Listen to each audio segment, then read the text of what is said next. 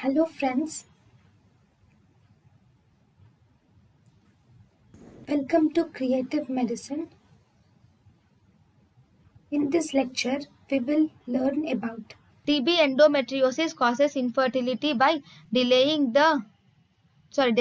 the endometrium, and by causing tubal damage it causes infertility.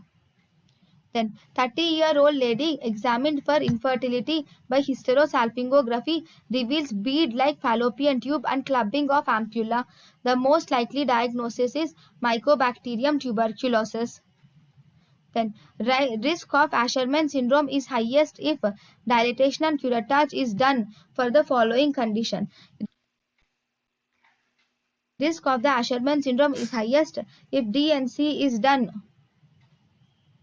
for the postpartum hemorrhage, because there can be formation of Asherman syndrome because of DNC.